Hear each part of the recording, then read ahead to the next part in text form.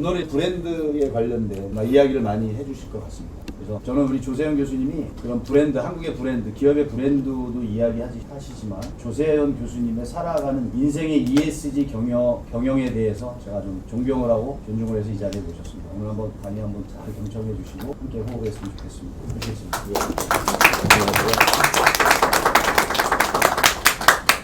방금 회장님께 저는 이런 소개를 받아본 적이 없습니다. 오늘 인사드리는 조세현입니다. 이 중에 제가 오늘 뵙는 분들의 한 반 정도는 제 눈에 익은 분들이고, 제가 오늘 준비한 제목은 결국엔 살아남는 브랜드 경영의 힘이라는 것입니다. 그러면 브랜드 경영을, 이 말을 거꾸로 얘기하면 브랜드 경영이라는 것이 뭔지는 모르겠지만 그걸 안 하면 못 살아남는다는 것이냐? 라고 저한테 물으신다면 그렇다는 겁니다. 답은 그렇다는 겁니다. 그러면 브랜드 경영에 반대되는 말은 무엇이겠습니까? 원가 중심의 경영, 기존의 손익 중심의 경영, 재무적 이익을 중심으로 한 경영, 그런 식으로 생각하면 못 살아남는다.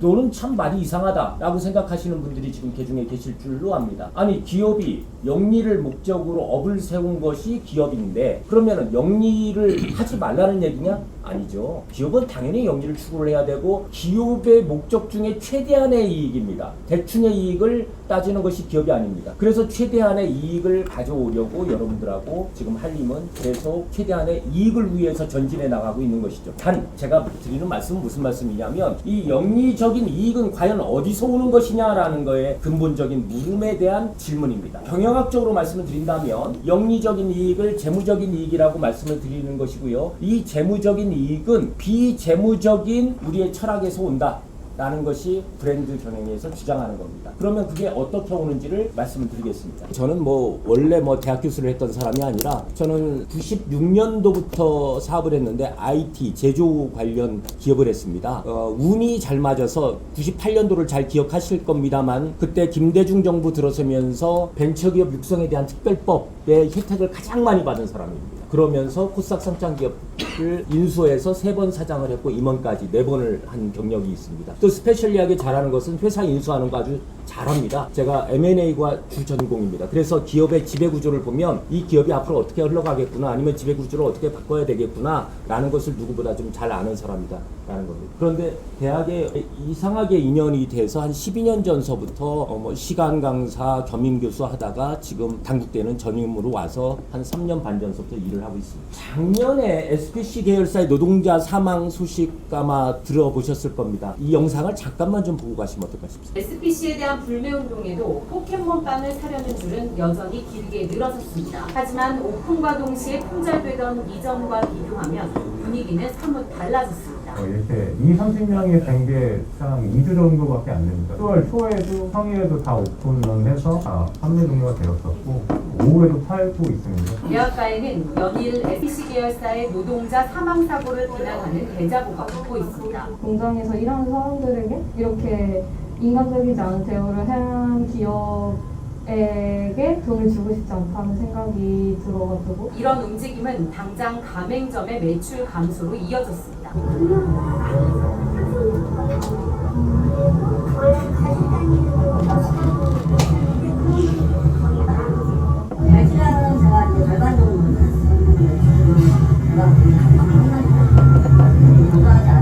파장이 커지자 SPC는 가맹점 비중이 가장 높은 파리바게뜨부터 지원하기로 했습니다. 불매운동으로 판매량이 떨어진 만큼 완제품으로 납품하는 식빵 등 13개 제품의 경우 판매가 안 되면 반품을 받기로 한 겁니다. 하지만 가맹점주 협의회는 현재 판매되는 제품만 200~300개 정도 된다며 이번 본사의 결정은 생색내기에 불과하다는 입장입니다. 또 파리바게뜨와 던킨을 제외하면 대부분 브랜드는 가맹점 협의회조차 없는 상황이어서 실질적 피해 보상으로 이어질 수 있을지 미지수입니다. KBS 뉴스 조정입니다.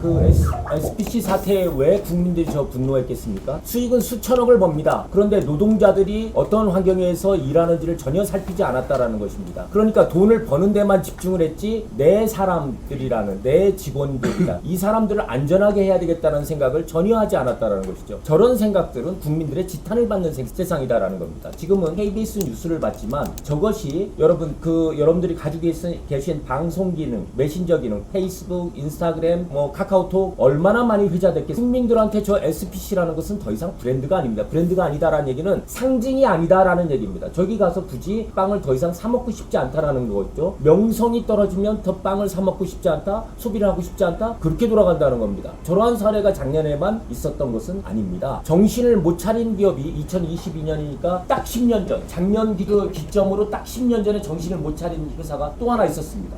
근데 정신을 한 번 기업이 못 차리면 괜찮은데 정신 못 차린 짓을 10년 동안 계속해 왔습니다. 결국은 회사를 헐값에 매각하고 또 그 회사하고 법정 다툼 하고 있고 남양유업이라고 잘 아시죠? 아주 총체적 난국입니다. 그런데 저렇게 정신 못 차려서 결국은 나이가 80대입니다. 평생을 일군 기업이 불명예는 당연한 것이고요. 저 사람에게 최고의 비난의 화살을 지금 쏘고 있습니다. 그 남양유업의 흑역사 잠깐만 보시도록 하겠습니다. 남양이 남양했다. 딱 봐도 말이 안 되는 건데 주가 조작이나 이런 쪽으로 더 연관이 되어 있는 것 같아서 한 번 더 도덕성의 의심이. 코로나는 건강과 관련된 이슈잖아요. 더 악질이라고 생각해요. 소비자들의 마음을 돌리기에는 제 생각은 너무 늦지 않았을까. 남양이 남양했다. 이번 남양 사태를 두고 누리꾼들이 내린 정의입니다. 2013년부터 시작된 남양의 흑역사를 살펴볼까요? 영업사원의 대리점주 갑질, 사내 성차별 논란, 사업주 외손녀의 마약 투약 혐의, 그리고 경쟁사 비방 의혹까지. 이번엔 과장 마케팅 문제로 남양이 또 시끄러워졌습니다. 불가리스를 먹으면 코로나 바이러스 억제 효과가 있다고 알린 건데요. 결국 이 과장된 마케팅은 식품표시광고법 위반 판정을 받았고 남양유업 세종공장은 6개월 영업정지 처분을 받게 됐습니다. 이번 사태로 소비자들의 마음은 완전히 남양을 떠난 것 같은데요. 그런데 SNS에서는 오히려 남양유업의 상품을 극찬한다고요? 남양 광고인가 싶은 이 게시물, 거기다가 이번엔 남양 제품인지를 알려주는 어플리케이션까지 생겼습니다. 이 어플을 이용해 상품 바코드를 찍으면 남양 상품인지를 알려주는 건데요. 이 시국에 이 사람들 전부 남양유업 팬 아니야? 싶겠지만 사실 이건 모두 불매를 위한 행동입니다.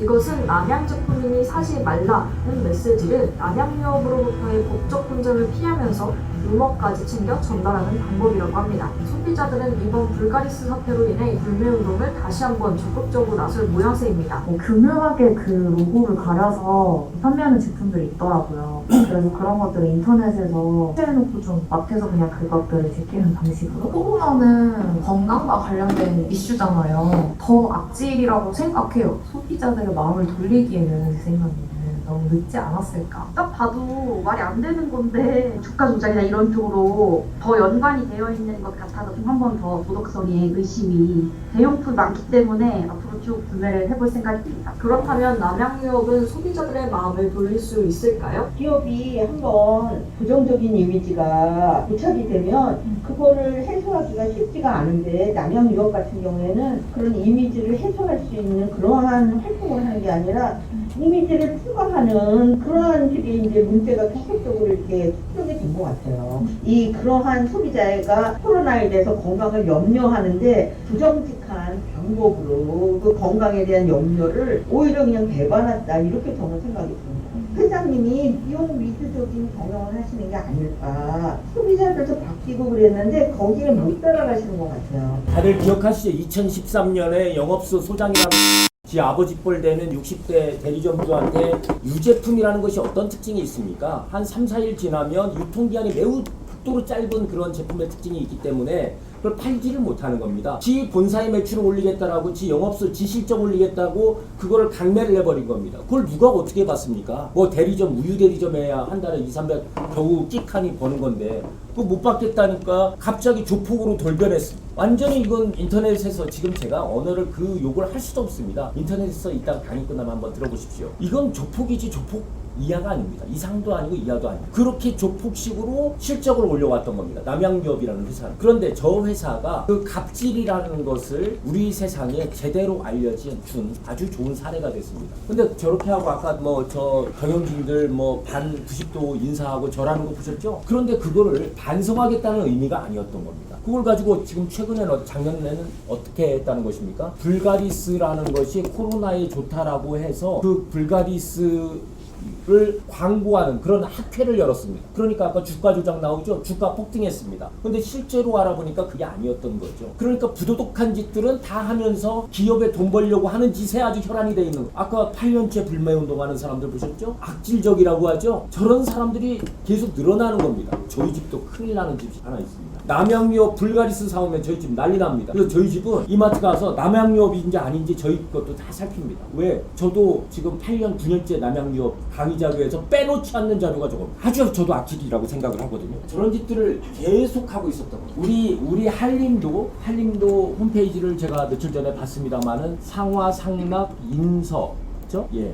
인선데 교촌이라고 여러분들 많이 드셨던 치킨집 아시죠? 얘네들도 지금 진심과 정성으로 그 정도를 지키면서 고객 중심, 나눔 상생, 브랜드 정신 좋은 말은 다 갖다 써놨습니다. 그리고 나서 치킨값은 고객들이 이해하지 못할 정도로 3배나 올렸습니다. 그래서 지금 교촌의 매출이 가장 많이 떨어져 있습니다. 얘네들 걸 지금 사 먹질 않는다는 겁니다. DHC는 이따가 나올 ESG 경영, 또 사회에 환원하는 경영, 우리 한림처럼 그런 것들에 훨씬 더 열을 올리고 있습니다. 뭐가 지금 고객들한테 인정받는 포인트인지를 지금 전혀 모르고 있는 겁니다. 그러니까 아까 제가 서두에 말씀드린 원가 경영, 손익 경영, 지들 이익만 올리려고 하는 경영, 기업의 브랜드 이미지는 생각하지 않는 경영, 이것이 지금 기업을 망치고 있다는 것을 전혀 모르고 있는 겁니다. 지금까지 지금 돈은 어떻게 벌었냐? 어쩌다 버는 겁니다. 어쩌다. 철저한 철학이 바탕이 돼서 기업을 하는 것이 아니고, 기업이라는 말 뜻이 뭐겠습니까? 업을 일으키는 거죠. 업을 일으키는 것은 누구를 위한 업을 일으키는 거죠? 고객이 당연히 중심에 있어야 되는 거죠. 고객을 위한 업을 일으키는 거죠. 우리 지금 이 자리에 임직원분들 계시지만 임직원분들을 또 뭐라고 합니까? 내부 고객이라고 하잖아요. 내부 고객들을 어떻게 하면 잘 살 수 있는지, 그게 상화 상락 인서에 지금 나타나 있는 거 아닙니까? 한 가지 제가 회장님 좀 이런 말 송구스럽지만 조금 아쉬운 거는, 저 말이 되게 좋은 말입니다. 되게 좋은 말인데 저걸 제가 조금 바꿔와 봤습니다. 홈페이지서부터 고객을 저건 내부로 지금 하는 얘기고요. 상하상락 인서는 외부로 고객한테 하는 얘기를, 우리가 설계하는 모든 것들이 더욱더 평화롭고 더욱더 고객들에게 즐거운 공간이 되기를 바라는 사람들, 한림건축 뭐 이런 식으로 좀 바꾸면 더 좋을 것 같다 라는 생각을 제가 해보면서 왔습니다. 그래서 이 3사례에서 보셨지만 우리가 명성을, 우리 개개인들도 지금 명성을 쌓기 위해서 개별 행동들을 조심하고 하는 것들이 얼마나 많습니까? 이거 리퓨테이션을 쌓는데 20년 걸린다는 겁니다. 인정을 쉽게 안 하죠. 저 사람 좀 더 지켜봐야 돼 그러지 않습니까? 기업들도 그렇습니다. 기업들도 20년 걸립니다. 왜냐하면 손익이 금방 안 나거든요. 사업해보신 분들은 금방 아시잖아요. 3년 차에도 이익 안 나죠. 한 5년 차에 이익 나면 그것도 대단하다라는 거죠, 요즘에. 그런데 평판이 무너지는 거 5분이면 된다. 왜? 여러분들이 방송 기능을 다 가지고 있기 때문에. 그래서 이 환경이 달라진 것을 이 모바일 환경에서 다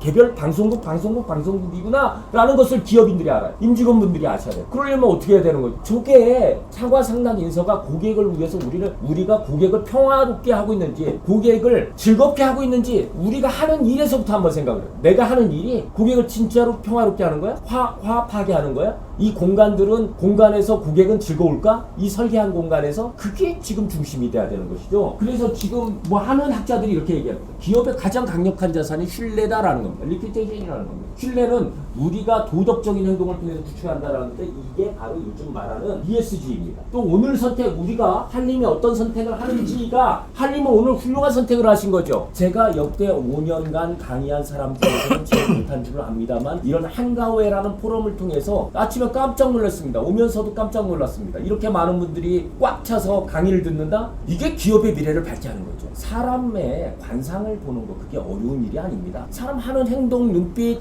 예의, 매너, 이거 보면 그 사람의 미래가 점쳐지잖아요. 기업도 역시 마찬가지죠. 기업의 미래 금방 보이는 거죠. 와서 이 열기 보면 금방 하는 것입니다. 제가 제일 존경하는 경영자 중에 스타벅스의 하워드 슐츠라는 사람을 제가 제일 존경합니다. 여기 1층에도 있죠? 이 사람이 몇 년 전에, 한 10년 전에 어떤 일이 있었냐면, 미국에서 흑인 둘이 미국의 어느 매장에 이렇게 돈이 없어서 그냥 가서 쉬려고 여름에 앉아 있었습니다. 그런데 아시죠? 곽진부 사장님 같은 경우는 해외 통이니까 금방 아실 것 같은데, 그 사람들을 경찰에 신고를 했습니다. 왜? 음료를 시키지도 않고 앉아있다. 근데 그게 뭐가 된 줄 아십니까? 흑인들을 비하한다라고 스타벅스 불매운동이 일었습니다. 일어났습니다. 이 사람이 그때 매우 현명한 처사를 냈습니다. 전 세계의 스타벅스 임직원들이 17만 5천 명 정도 되는데 지금 더 늘었겠죠? 한 20만 명 이상 됐겠죠? 3일간 문을 닫았습니다. 왜? 기억하시면 아마 기억해 보실 겁니다. 스타벅스가 며칠 동안 문 닫았던 사태. 3일 동안 뭐를 했냐면 그 인권교육 시켰습니다. 인권교육. 그래서 스타벅스의 내부 규정이 어떻게 돼 있냐면 지금도 언제라도 스타벅스에 여기 1층에 있죠. 커피 시키지 않고 그냥 앉아 보십시오. 1시간이든 2시간이든 뭐라고 안 합니다. 이제는 다른 데는 되게 왜 음료 안 시키세요? 이 얘기하죠. 스타벅스는 그렇게 안 합니다. 그게 내부 지침으로 굳어졌습니다. 음료를 시키지 않더라도 고객이다. 고객에 대해서 친절하게 대하라. 라는 것이 스타벅스의 규정입니다. 근데 이 사람이 하는 말이 이게 사실 이것만 이해하시면 브랜드 경영에 대해서는 들으실 이유가 하나도 없습니다. 당신이 한림이 무엇을 상징하고 있는가를 고객들이 인식해야만 한다. 브랜드 경영에서 중요한 게 딱 두 가지입니다. 하나는 상징을 만드는 것 1. 두 번째는 이거를 내가 만들었어. 상하상락 인설을 내가 만들었어. 우리 한림은 다 알아. 고객들은 몰라. 이건 브랜드 경영이 아닙니다. 두 번째, 인식해야만 하는 인식. 그럼 고객이 인식하게 하는 행위를 내가 했느냐라는 거. 그걸 이제 바라봐야죠. 그게 기업의 미래를 이제 볼 수 있다라고 했잖아요. 그런데 지금 한림 같은 경우는 하고 있습니까? 하고 있습니다. 유튜브 채널을 회장님 직접 출연하셔서 하는 것을 제가 많이 봤습니다. 근데 제 바람이 있다면 좀 더 강화해서 지금 피곤하실 일일 겁니다. 뭐 황 실장님 그거 준비하시고 하면은 엄청 피곤한 일일 겁니다. 그래도 더 강화하셔야 돼요. 거기에다가 조금 뭐 디자인적으로 조금만 더 하고 그리고 셜록 현준이라는 채널을 제가 늘 구독해서 보는데요. 그 친구 거를 조금 보셨으면 좋겠어요. 왜냐하면 회장님께서도 해외 출장 가시잖아요. 걔처럼 저 황 실장님 뭐 같이 출장 가셔가지고 그렇게 가서 해외 것도 베트남 사례도 좀 찍어오시고 주옥돈 대표님하고 캄보디아 사례도 좀 찍어오시고 그게 국내 에 있는 분들은 못 보던 회사이거든요. 베트남 지금 가고 싶은데 코로나 끝나고 뭐 다 간 게 아니거든요. 캄보디아 건축시장, 건설시장 가보고 싶은데 다 가본 게 아니거든요. 셜록 현준의 유현준 보니까 며칠 전에 뉴욕 갔다가 텍사스 갔다가 미국 투어를 좀 하고 있던데요. 그거 보면서 이 건축물이 뭘 상징하고 있는 거고 얘의 이 미술관이 어떻게 동선이 짜여져 있고 뭐 이런 거를 얘기해 주는데 야 그렇구나 이런 것들을 제가 볼 수가 있어서 아주 좋았습니다. 상징이라는 말을 여러분 많이 들으실 겁니다. 상이 뭡니까? 어떠한 코끼리 상 왜 저 불교에서 뭐 저 연등 행사 그 초파일날 하잖아요. 그런 거 그때 뭐 저 코끼리 형태의 것들 뭐 몰고 나와 가지고 이렇게 손을 들고 하잖아요. 그러한 상이 있어야 형태가 있어야 어떤 형태가 있어야 비로소 언어로 부를 수 있다. 김춘수의 꽃이라는 시 아십니까? 내가 너의 이름을 불러주었을 때 너는 비로소 내게 꽃이 되었다. 뭐 이런 시죠. 이름을 불러주었을 때 인식이 돼. 상이 있어야 부를 수 있다라는. 그리고 그것이 머리에 박힌다는 겁니다. 상징이라는 것이 그런 뜻입니다. 근데 이 상징이 암호, 기호, 문자 뭐 이런 것들로 부르는 거고 이게 원래 그리스어에서 심벨레인이라는 뜻에서 심볼이라는 것이 나왔잖아요. 근데 이 심볼이 없으면 어떻다는 거예요? 인식이 잘 안 된다는 거예요. 한림의 인식이 잘 안 된다는 거예요. 그래서 심볼이 필요하다는 겁니다. 왜? 인식을 아까 그 하워드 슐츠 얘기처럼 브랜드 경영을 하는데 인식을 잘 되면 어떻게 된다는 거죠? 한림이 훨씬 가깝게 느껴지는 거예요. 제가 설계 회사 중에서 가장 먼저 안 회사가 간삼이었습니다. 간삼의 스토리를 들어보니까 이 양반도 되게 재미난 양반이야. 왜 우리가 인간, 시간, 공간을 가지고 삼간이라고 하잖아요. 근데 삼간하면 재미없을 것 같다고 아주 드라이하게 그래서 이걸 거꾸로 해서 간삼으로 했다. 오너가 직접 얘기하니까 제가 들어야죠. 그래서 간삼 이게 일본에서 온 회사인가 그랬더니 삼간의 중요성을 우리 설계에 반영하려고 그걸 거꾸로 해서 간삼으로 했다 라고 하시는 거예요. 그런데 그네들이 또 건축하는 것을 가만히 봤더니 그런 세 가지 철학을 반영을 하는 것들을 제가 많이 봤습니다. 원래 저희 아까 단대 파트너가 뭐 지나간 거니까 말씀 안 드리려고 했는데 원래 간삼이 파트너였습니다. 간삼이 이 일을 진행을 하고 있었어요. 그 몇 분들은 알아보셔서 아실 텐데 어떤 연유 때문에 간삼이 파트너로서 더 이상 진행을 못하고 우리 한림하고 했던 건데요. 저는 한림하고 한 것이 훨씬 더 다행스럽다고 생각을 합니다. 왜냐하면 그분들이 삼간을 이해한 것보다 한림이 이해한 것이 훨씬 더 어트랙티브하게 저희한테 와닿았습니다. 그래서 이 상징을 발굴하는데 이렇게 뭐 충북에서는 청년 브랜드 참여단을 출범을 시키고 왜요? 왜 그렇다는 거죠? 이 상징이 있어야 비로소 충북이 인식된다는 거예요. 상징이 없으면 인식이 안 되냐? 네, 잘 안 된다는 거예요. 그럼 뭘 상징하냐? 제가 아까 회장님께서 저를 소개해 주실 때 대한민국 브랜드 협회 이사장을 10년 했다 라고 하는데, 자, 제가 대한민국 브랜드를 대표합니까? 그렇지 않죠. 그런데 저는 대한민국 브랜드 이사장을 10년 한 것은 사실입니다. 그럼 브랜드 하면 떠오르는 사람이 누구겠습니까? 해외에 가면 제가 마치 한 몇백만 개의 한국 브랜드들을 대표하는 줄 알고 있습니다. 근데 그건 그네들이 인식하는 거지 굳이 그걸 제가 설명해 주지 않습니다. 그런데 그네들이 그래서 저하고 협력하자라고 하는 해외 파트너들이 아주 많거든요. 이건 저희 협회의 자산이고 제 자산이다라고 생각을 합니다. 포르쉐라는 차 좋아하십니까? 얘네들도 자, 포르쉐라는 차 맨 앞에 보면 이런 말이 흑마가 뛰고 있는 것들을 지금 형상화 시켜놨는데요. 이 포르쉐라는 것의 이 로고 디자인이 없으면 차가 뭐 같겠습니까? 이게 없으면, 이 상징이 없으면 그게 포르쉐 같지 포르쉐답게 안 보이는 건 그게 뭐랑 비슷하냐면, 비슷하다라는 얘기를 드리기는 어렵지만 여기에서 이 로고 디자인을 얘가 있는 거하고 없는 거하고 형상이 완전히 다르죠. 얘는 이거 1, 2원짜리밖에 안 되는 걸 가지고 얘는 뭘 준 겁니까? 이 상징이 신뢰를 높여준 겁니다. 먹을 수 있는 거다 라는 것을 믿음을 우리한테 준 거라고. 얘가 없이 지금 만약에 지금 한 사람 딱 들어오면 여기다 물 하나 받아놓고 이거 한번 드셔보실래요? 하면 뭐라고 생각할까? 의심 안 돼. 왜? 얘가 없으니까. 믿음의 증거가 없어졌으니까. 이 간단한 실험에서도 우리는 지금 알 수가 있는 거죠. 상징이라는 것이. 그럼 이 상징을 만들려면 어떻게 해야 되느냐? 철학을 세워야 되는 거죠. 저것처럼 상화상락 인서처럼. 근데 이게 분명해야 되는 겁니다. 이게 왜 분명해야 되냐? 회장님만 알고 상화상락 인서를 회장님 혼자 막 좋아하시면 그거는 지금 전파가 안 되기 때문에 고객들이 알 수가 없습니다. 이래야 이게 머릿속에 박힌다는 이 얘기가 아까 허드슈츠 얘기와 똑같은 얘기를 지금 바꿔서 지금 표현을 하는 겁니다. 당신이 무엇을 상징하는 것을 고객들이 인식할 수 있도록 해야만 한다라는 거예요. 이게 안 돼 있으면 뭐라는 거죠? 브랜드가 아니다라는 거죠. 브랜드가 아니다라는 얘기는 무슨 얘기입니까? 손익적인 경영을 한다는 것을 말하는 겁니다. 그럼 손익적인 경영을 말하는 데는 어떻게 된다는 거죠? 비교 우위가 될 수가 없다라는 겁니다. 가령 다른 데가 지금 브랜드 상징으로서 설계 회사가 지금 더 나서버리고 한림이 그 경영을 못하고 있으면 그 회사가 더욱더 부각이 되죠. 우리의 잠재적 고객들을 잃어버릴 가능성이 있다라는 것을 뜻하는 겁니다. 루이비통 여러분들 좋아하시죠? 얘네들은 지금 뭘 가지고 상징해? 지금 옛날에 얘네들도 망할 뻔했습니다. 왜? 맨날 이 집만 했거든요. 요것들만 이거 했거든요. 근데 지금 루이비통은 지금 다른 예술가들하고 콜라보들을 많이 하면서 이번에도 홍콩 가보니까 아주 새로운 것들을 많이 냈더라고요. 이렇게 멀티컬러 같은 걸 원래 모노그램 이것만 해가지고 이것밖에 없을 때는 짝퉁들도 많이 나왔습니다. 근데 이 사람이 원래 목수 아들입니다. 이 루이비통이 그 프랑스 시골 어딘가에서 이렇게 살다가 옛날에 우리 남도에서 기차 타고 야간도주 해가지고 왔다. 야간도주는 아니지 그냥 무작정 서울로 왔다 하는 것처럼 그렇게 파리에 온 겁니다. 파리에 와가지고 아버지가 목수였으니까 목수한테 배운 건 있었는데 뭘 맨 처음에 시작했냐면 패커를 했습니다. 패커는 뭐야? 옛날에 18세기, 19세기 보면은 여러분 기억하십니까? 저 증기기관차 나왔을 때고 증기 유람선 나왔을 텐데 공작 부인 이런 여자들이 파티하러 가는 거예요. 막 벨기에도 가고 영국도 가고 옷이 한 20벌 막 30벌 필요하잖아요. 그런데 이것처럼 뼈대가 없으니까 옷이 어떻게 돼? 다 망가질 거 아니에요. 그러니까 자기가 패커하면서 뭘 본 거죠?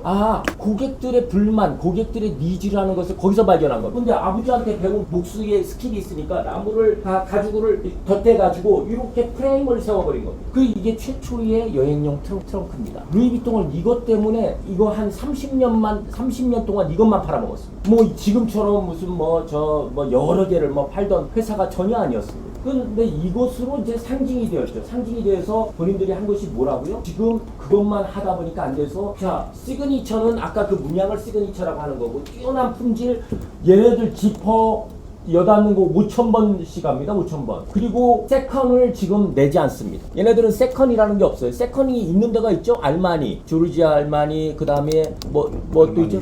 익스체인지 그게 제일 아래 등급이죠. 네. 또 여러 가지 등급이 있는 이 세컨 서드들이 있는데 얘네들은 세컨 서드를 내지 않습니다. 쟤네 정신을 지켜오겠다. 이러한 것이 지금 고객들한테 어필이 돼서 가장 어필이 됐다는 얘기는 가장 잘 인식이 돼서 세계 최고의 넘버 1 브랜드 기업이 됐습니다. 물론 루이비통이 자손이 지금 오너를 하고 있지는 않습니다. 아르노라는 사람이 인수해서 LVMH, 루이비통, 모에 테네시 그룹 전 세계에서 가장 큰 브랜드 기업이 됐습니다. 그런데 얘네들이 왜 브랜드 기업이 돼야 된다고요? 브랜드 기업이 되면 매출 대비 이익률이 많이 높아집니다. 그거를 제가 지금 말씀드리려고 하겠습니다. 자, 에르메스도 루이비통보다 상위라고 하는 에르메스도 또 티파니도 또 벤츠도 100년 전에는 소상공인들이었습니다. 이 사람들이. 이 사람들이 근데 100년 전서부터 뭘 지켜왔는지 아십니까? 에르메스, 우리는 유행에 휩싸이는 사치품이 아니다. 대량 생산, 원가 절감을 위해서 중국에다가 공장을 두지 않는. 원래 소립적으로 하면 야 우리께 한 2천만 원씩 팔리니까 중국에 가면은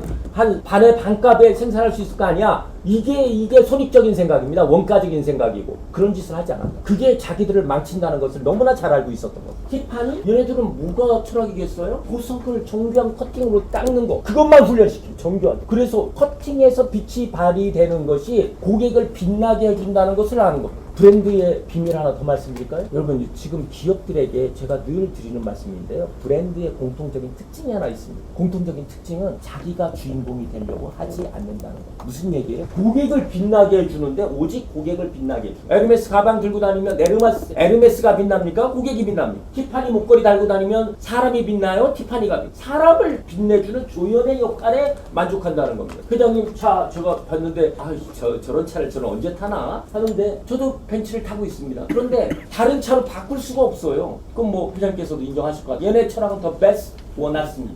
아주 더 분명합니다. 지금 꼭 보면 여기가 이걸 안 보여드리고 여기까지만 보면 꼭 뭐 파는 것 같습니까? 아까 루이비통 에르메스 백을 넣어도 전혀 이상할 것 같지 않은 그런 고급 장식장이죠. 잠깐만 한 1분만 보겠습니다. 아까 그 최고급 장식장에 최고급 고기를 팝니다. 호주에 있는 빅터 처칠이라는 회사입니다.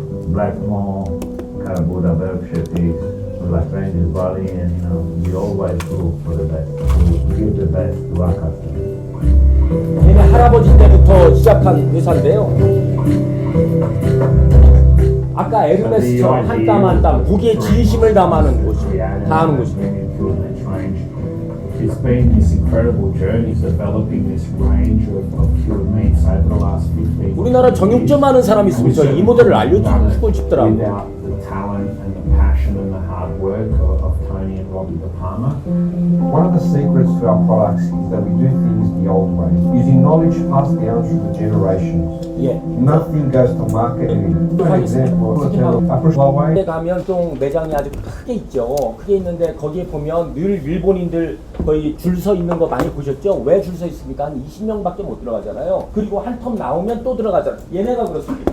시드니에 있는데 빅터 처칠이라고 고깃값 3배 비쌉니다. 그런데 이거 살려고 이거 먹으려고 관광객 호주 사람들 줄 서서 기다립니다. 함부로 고기를 살 수가 없습니다. 뭐 한다고요? 브랜드 경영. 고객의 인식 속에 더 가치 있게 비춰지면 가격을 더 많이 받아도 고객이 뭐라고 하지 않습니다. 여기 관광시장에서 가깝죠? 네. 예. 제가 이거 몇 년 전에 TV에서 본 겁니다. 아니 빈대떡집 사장이라는데 딱 보니까 6,000원이래요. 근데 그게 고기 완자와 제 손바닥보다 더 큰 빈대떡 2장을 주고 고기 완자를 주고 그게 6,000원이라는 거예요. 근데 그 6,000원짜리를 정직하게 소비지 않고 좋지 않은 재료를 쓰지 않고 시상품으로 써서 100대 한식집으로 뽑혔다. 이걸 제가 믿었겠습니까? 말짱불알라고 생각합니다. 근데 오늘 교수님이 이걸 제가 보고 제가 이거를 거짓말의 사례를 쓰려고 이렇게 캡처해 놓은 겁니다. 그리고 언제 가봐서 이 거짓말을 밝혀내야 되겠다. 라고 캡처를 한 거예요. 제가 좀 의심이 많은가 봐요. 근데 이걸 한 10일 됐나? 오늘 교수님이 우연히 광장시장에서 만나잖아요. 전 처음 가봤습니다. 처음. 이거 제가 찍은 겁니다. 이거 필리핀 애들. 얘가 저희 1시간째 기다리는데 도저히 자리가 없으니까 지네들이 그 옆으로 좁혀져서 필리핀 애들 옆에서 고기 완자 이거 있는 거 이거 저 빈대떡하고 막걸리 하나씩.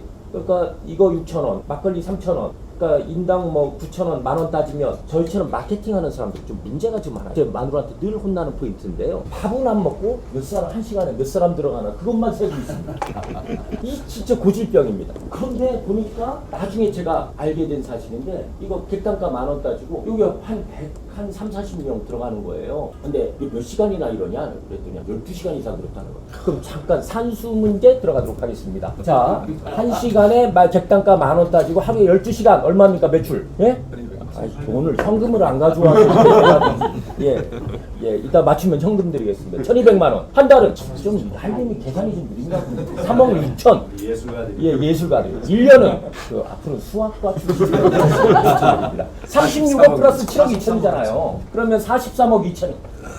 그때 당시 카드를 안 받았습니다. 나중에 막 이렇게 막 강의를 하고 있는데 막 웃어요. 그래서 왜 웃으세요? 이게 웃을 때문이 아닌데 이분은 막 왜요? 순인의 빈대떡 부사장이 우연히 제 강의를 듣고 있는 거예요. 그래가지고 제가 얼마나 반가웠겠어요? 끝나고 이분한테 물어봤습니다. 아니 근데 왜 그렇게 싸게 봤어요? 다 고객한테 현금으로 받는 대신 현금으로 다 사온다. 녹두밭을 미리 현금 줘서 녹두를 재배를 시키고 그 다음에 저거 기름 많이 들어가죠. 기름 엄청나게 들어갑니다. 뭐 해피오 식용유 쓰는 것 같은데 5톤 트럭으로 저 자기네들 물류창고로 들어와 있다는데 미리 현금 주고. 그러니까 저 가격이 맞는다. 그러면서 40%가 남는. 그럼 아까 43억 2천에서 40%가 남으면 얼마죠? 거의 20억 가까이 남는 거예요. 현금으로. 근데 이 회사가요. 어느 날 가면 현대백화점에서 팝업 스토어에 들어왔어요. 근데 아까 여러분 비밀이 있죠? 2장에 6,000원이었어요. 한 장에 6,500원이 됐어. 어느 날 이마트를 가니까 순인의 빈대떡 원조 빈대떡이 나왔어요. 제가 3년 반 전에 프랑스 파리를 가려고 터미널 T2 저 인천공항 T2를 가보니까 순인의 빈대떡 매장이 들어왔어요. 프랜차이즈도 한데 이게 뭐가 된 거예요? 갑자기 이 시장이 이 보잘것없는 이 빈대떡집이 이 조그만 철학을 지켜와서 어느 날 브랜드가 되면서 뭐가 됐다고 가격을 2배 이상 올려도 누가 뭐라고 하지 않는 저 팝업이 2시간 안에 끝난 거예요. 제가 그래서 브랜드 경영이 어렵다는 분들한테 여기를 가보자고 하고 제가 손 붙잡고 가요. 저 며칠 전에도 참 영상 찍어 왔는데 가가지고 우연히 여기 저 청계천 산책 한번 하느냐고 또 가봤죠. 잘 되는지 여전히 잘 되는지 왜냐면 강의 사례로 쓸 수 있는지 없는지를 제가 다시 검증을 해야 되니까 이번엔 뭘 붙였냐 육회를 붙였어요? 육회 육전을 붙였어요. 광장시장에 제가 가서 육회 사드릴 테니까 브랜드가 이제 기업이 이게 가치가 있냐 없냐 이것 따지는 근데 이게 어디서 왔다고요? 이게 노르웨이에서 온 말입니다. 옛날에 고대에 브랜다 블루 지지다가 브랜다라는 말이었는데 그게 영어의 브랜드가 된 거예요. 근데 블루 왜 지졌어요? 저 고향이 충남 예산입니다. 백종원 씨 아시죠? 백종원 지금 예산시장 프로젝트 하는 예산시장 바로 옆에가 제 집입니다. 그때 우시장이 있었어요. 우시장에서 똑같이 이렇게 대장쟁이 하시는 분들이 블루 막 지져서 여기다 새겨달라고 하면 의뢰를 받고 소원건에다 이렇게 뭐 새겨주셨다고 기업 미음 같은 거 새겨 스미스 쏘면 이게 노르웨이에서는 스미스 S 로버트 쏘면 R 새겼을 거 아닙니까? 근데 그 한 행위가 뭐냐는 거예요. 행위의 본질이 뭐냐 본질 내 소유권을 입증시키는 행위를 하고 그럼 지금까지 말씀드린 건 뭐 하는 거예요? 내 소유권을 더 넓히는 행위를 하는 거예요. 이게 자 서두로 올라가면 기업의 최대 이익을 올리는 본질적인 목표와 부합합니까? 하지 않습니까? 부합하는 거죠. 고객이 원하는 가치를 내가 실천함으로 인해서 내 소유권이 계속 늘어날 가능성이 높아지는 거죠. 아까 관상 얘기 드렸듯이. 그래서 이게 상표다 브랜드 상표라고 이제 브랜드가 혹시 들어보셨습니까? 이게 뭐라고 생각하십니까? 상표 이런 말이 나오는데 어떤 공무원들한테 가서 얘기하면 그 사람들은 또 저처럼 의심이 많아가지고 포장 그럽니다. 포장. 브랜드를 아이고 참 브랜드를 포장이라고 하는 사람이 그러니까 이 사람들은 어떤 생각이 바탕이 되어 있냐면 이 안에 인원은 충실하지 않은데 겉에 것만 그럴듯하게 보이는 게 브랜드다라는 인식이 있는 거예요. 근데 여러분들은 그렇지 않으시잖아요. 브랜드라는 것은 뭐죠? 소유권을 계속 늘리는 애. 그럼 내 개인적으로 내가 여기에 뭐 일개 직원일 뿐인데 내가 브랜드적인 노력을 해야 됩니까? 네, 본인을 위해서. 본인이 뭐 해야 되는 본인이 뭘 어떤 일을 잘하는 것을 상징하고 그걸 인식시켜야죠. 그래야 더 좋은 기회가 본인한테 나가죠. 기회라는 건 내가 혼자 기회를 줄 수는 없잖아요. 다른 분들하고의 릴레이션십에 의해서 인정에 의해서 내가 기회가 생기는 거예요. 기회는 늘 그렇게 옵니다. 이걸 말씀드린 거고요. 이런 프리미엄 명품 브랜드, 국가 브랜드 요즘 막 한류, 뭐 남미, 과테말라 같은 데에서도 난리 났습니다. 과테말라 한번 가보십시오. 라틴 한번 가보십시오. 그런데 가서도 지금 우리 대한민국을 잘 알고 있다는 겁니다. 그런데 이 100년 기업을 어떻게 해야 하냐? 지금 말씀드렸던 철학을 준비하는데 철학이라는 게 이렇게 나누어져 있어야 되는 겁니다. 이게 미션과 비전도 어느 기업 가면 맨날 헷갈립니다. 대기업 가서도 이런 교육을 한 번도 받아본 적이 없기 때문에 미션이 뭔지 비전이 뭔지 헷갈립니다. 얘가 기업의 본질이고 미션. 그럼 비전은 뭐예요? 말 그대로 비전. 텔레비전 하잖아요. 텔레비전. 얘처럼 보여주게. 철학을 어떻게 지켜갈 건지를 보여지게 하라고. 숫자 같은 개념. 2030년까지 우리 사명을 이렇게 지켜가겠다. 뭐 이런 것들을 보여지게 하는 게 비전이고. 그럼 이 가치, 밸류는 뭐예요? 코어 밸류. 이 두 가지를 어떻게 하면 만들 수 있는지, 어떤 가치가 분명히 있어야 이걸 만들 수 있는지를 해야 됩니다. 그 다음에 슬로건. 우리 한림을 나타내는 슬로건. 고객을 편안하게, 고객을 즐겁게 한림 건축. 뭐 제가 그냥 생각해봤다고 그랬잖아요. 그런 걸 만들면 인식이 더욱 쏙쏙되죠. 인식이 쏙쏙될수록 어떻게 된다고? 기업의 가치는 더 늘어나고 기업의 미래가 순이익이 더 늘어날 가능성이 높아진다는 것이 제가 말씀을 드린 겁니다. 영감이라는 게 뭐겠어요? 영감. 사람을 일반적이지 않은 느낌을 주는 거예요. 일반적이지 않은 느낌. 건축물, 지금 한림에서 지은 건축물들, 제가 그 강릉에 가서도 봤는데, 스카이베이가 강릉에 있는 거 맞죠? 야, 대단. 저는 회장님을 알기 전에, 한림을 알기 전에 그거부터 알았어요. 근데 제가 그거, 야, 이거 어떻게 이렇게 마치 다 처음 보는 사람들은 뭐 생각하겠어요? 싱가포르의 마리나베이를 생각하겠죠? 누가 싱가포르의 마리나베이 설계한 사람이야? 여기 와서 했나? 이런 생각을 할 정도였어요. 근데 되게 궁금해하던 차에 회장님 알게 되고 한림을 알게 된 거죠. 야, 그래서 제가 먼저 여쭤보려고 그랬어요. 그 스토리. 근데 백스토리를 아직 못 들어봤어요. 좀 다음에 한번 스토리. 내일 얘기. 네, 참 내일 회장님께서 저희 대한민국 브랜드 협회 최고 베스지 이따 나오는데 BESG 과정에 오셔서 강의를 하십니다.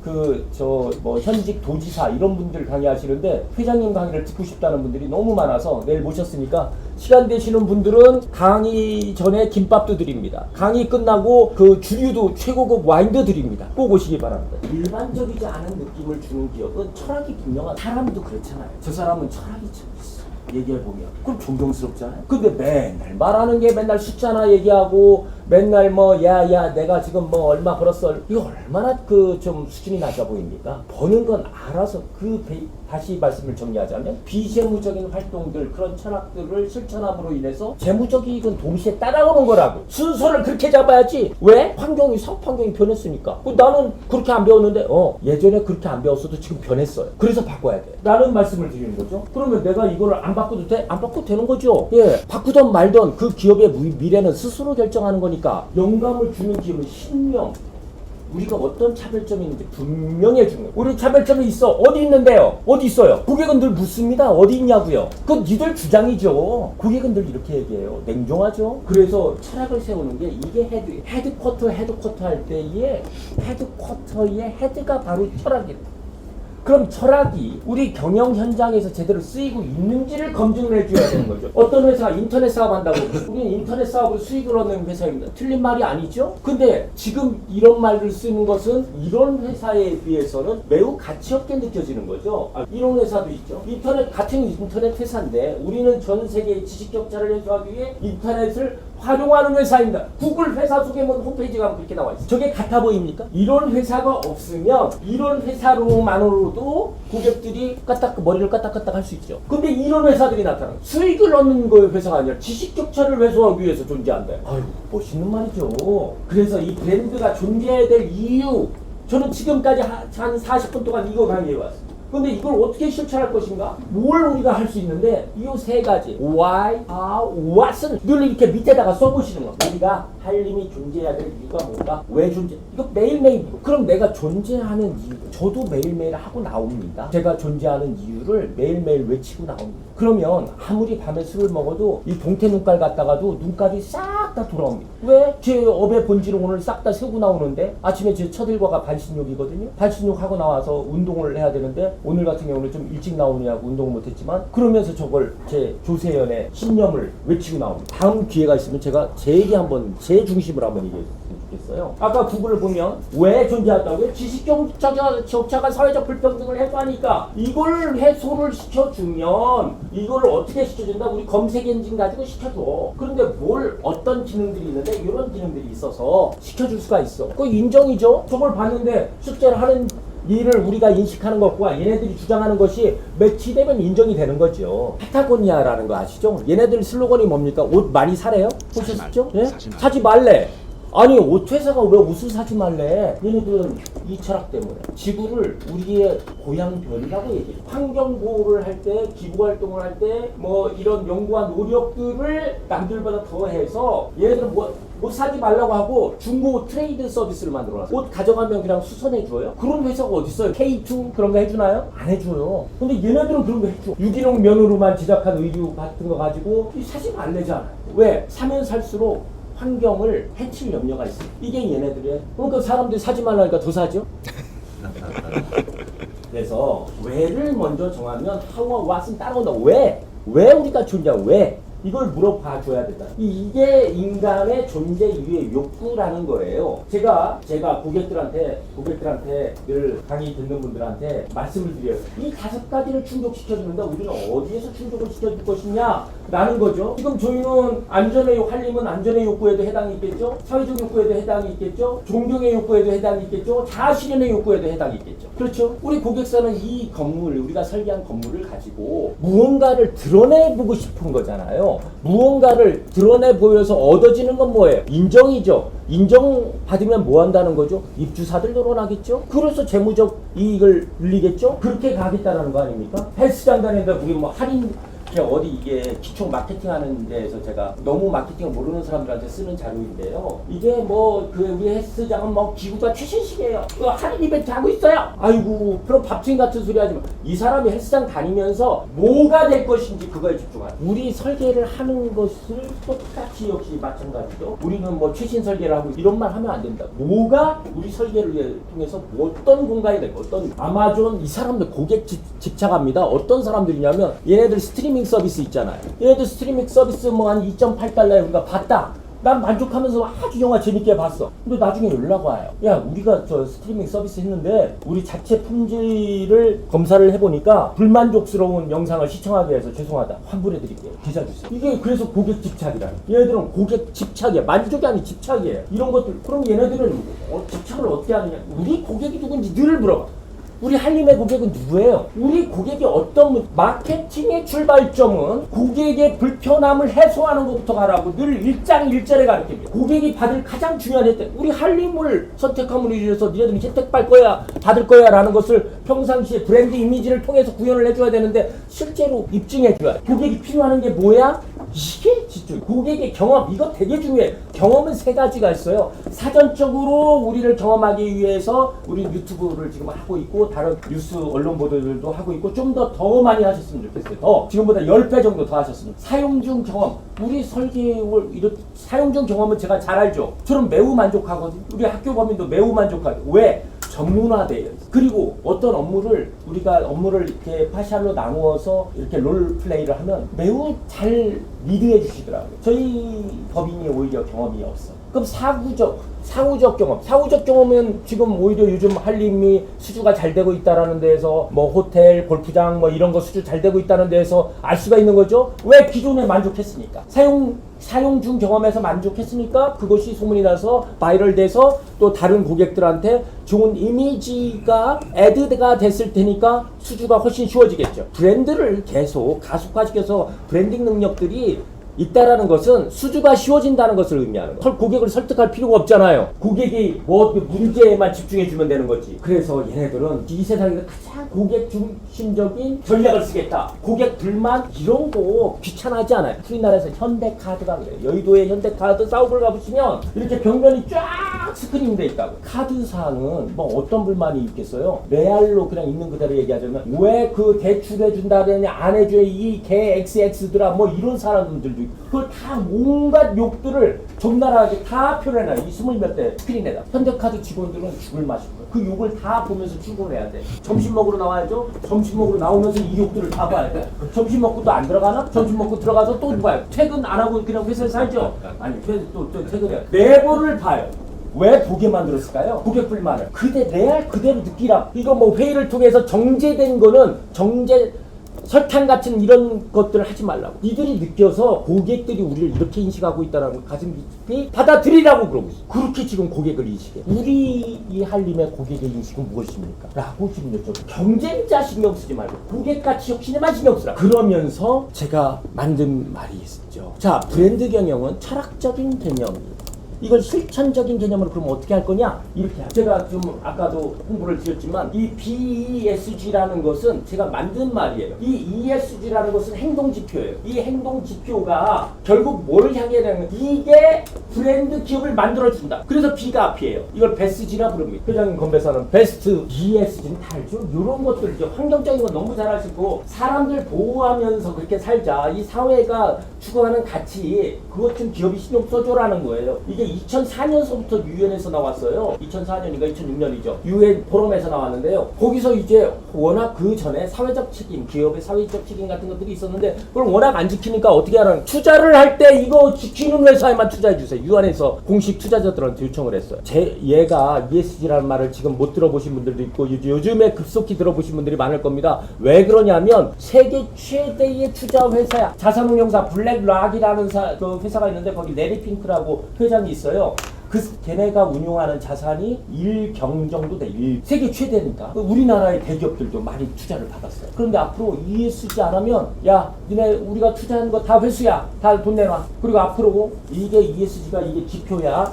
이거대로 니네 한 증거를 니네 스스로 내. 아니면 투자는 없어. 근데 이제는 강화돼서 뭐라는 줄 압니까? 니네 협력사까지 다 하는지 감시해. 그래서 안 할래 안 할 수가 없네. 이게 목줄을 제대로 잡았어. 그래서 이것을 이 성과를 경영 분야에서 왜 환경의 얘기가 왜 경영 분야에 들어왔겠어? 목줄을 제대로 잡았으니까 더 이상 이걸 빠져나갈 틈이 없는 거예요. 제가 한국거래소에 코스닥 시장위원회 공시심의위원을 하고 있는데요. 이제 이거 공시해야 물론 기업 규모 이제 1조 정도인데 곧 5천억 내려오고 곧 계속 내려와요. ESG를 어떻게 하는지 공시해야 돼요? 그럼 어떻게 해야 하라는 얘기냐? 지금 근데 그럼 ESG 하면 쓰잘데기 없는 비용이 더 들어가는 거 아니냐? 아니요. 기업 가치가 더 높은 성과를 지금 보이는 것이 입증이 되고 있어요. 왜? ESG를 안 하면 뒤떨어진 기업으로 보이니까 이거 국민은행 거래하시죠? 예, 국민은행 거래하시죠? 국민은행에서 한림을 최고라고 얘기하시는 것 같던데 이거 보시면은요 ESG 활용 7천 정도 이거 항목 들어가 있어요. 그 다음에 브랜드 경영거든요. 브랜드 및 업체 인지도 이거 들어가 있어요. 그래서 브랜드하고 ESG 경영 안 하면 대출도 못 받아요. 투자는커녕 기업이 돈줄이 말라 보면 뭐 기업을 어떻게 경영을 해요. 나중에 들어올 돈들은 앞으로 예정되어 있지만 당장 경영 어떻게 할 거야. 이 업의 특징들이 그런 특징들이 있죠. 얘네들도 내부에서도 지금 고객 가치를 어떻게 증대할 건지 이런 것들 ESG 금융 사회 기업 이건 국민은행 내부의 KPI예요. 얘네들도 지금 ESG를 얘기하죠. 이거 지점장들이 이런 것들 고객가치, ESG 금융 잘하면 니네들 인정해서 니네들 승진시킬게 이 얘기잖아. 그런데 더 꼭 해야 되는 일. MZ세대 80년대 이후서부터 2000년대까지 태어난 사람을 MZ라고 하는데 ESG 들어봤대. 환경에 관심이 있대. 들어봤고 제품을 구매할 때 영향을 받고 비싸더라도 이 회사 제품을 구매할 의향이 있대. 기업과 브랜드 제품들을 구매할 의향이 있다는 거예요. 인식이 급속도로 바뀌고 있어요. 지금 저도 50대 중반인데 50대인 사람들 반성해야 되는 거예요. 지금 반성하든지 아니면 시각을 확 바꾸든지. 그런데요 인재 확보에도 영향이 있는 거예요. ESG 경영을 하는 데를 입사하고 싶다가 64.6%예요. 이 1183명이니까 어느 정도 신뢰도가 있는 자료라고 봐야 되겠죠. 근데 얘네들은 왜 그러느냐, 그런 회사가 내 미래를 어느 정도 틀이 잡힌 회사니까 내 미래를 밝게 해줄 거라고 믿고 있는, 상관없다는 14.6%밖에 없어요. 이거 두 가지 다 하면 우선순위라고 하면 두 가지 다 합하면 몇 %라는 거예요? 20% 합하면 85%가 상관이 있다는 거예요. ESG 경영이. 인재 확보 안 돼요. 이거 안 하면. 앞으로 더 성장할 것이라고 믿기 때문에. 알리백이라는 건 더 강화한 거죠. 예전에 대선 때 알리백을 아십니까? 이거 토론 때 보셨죠? 알리백이 뭔데요? 리뉴어블 에너지, 재생에너지로만 100% 쓰겠다. 한화 리뉴어블 에너지 알리백 하겠다라고. ESG 실천은 어떻게 하냐고요? ESG 위원회부터 대부분 만들어요. 위원회는 그러면 회장, 사장만 하냐? 아니요. 밑에 직원까지 한 10여 명 정도 만들어요. 그러면 어떻게 하냐고요? 우리 회사에서 지금 일회용 컵 쓰는데 죄송한데 이런 거부터 안 쓰기 운동화. 그럼 어떻게 안 쓰게? 차라리 저 회장님께서 하나씩 나눠주세요. 좋은 컵 하나씩. 그거로만 써. 이게 텀블러. 이거로 써. 지자체에서도 지금 그 사회공헌 실적, ESG 실적이 있는 데만 지원금 줘요. 아유, 큰일 난 거죠. 돈에 관련된 거 세 가지가 지금 막혀 있잖아. ESG를 안 하면. 투자 안 되죠. 대출 안 되죠. 지원금 안 되죠. 언제부터 이렇게 됐어? 갑자기. 근데 갑자기라고요? 아니, 2006년도 벌써 20년 됐어. 현대건설 지금 얘네들은 제휴도 스위스의 이거 얘네 아세요? 저는 홀심이라는 거 자기조사에서 처음 알았는데 홀심하고 저탄소 건설 재료 개발하겠대. 어떻게? 아니, 건설사에서 어떻게? 재료를 저탄소라고 하는데요. 하가건설부문 폐플라스틱을 가지고 근무복을 도입을 했어요. 롯데건설 얘네들은 최초로 아까 제가 말씀드렸잖아요. 코로나4에 대해서 ESG 니네 하니? 안전, 보건 역량 니네 있니? 이거 우리가 인디케이터 만들어 줄 테니까 이렇게 해.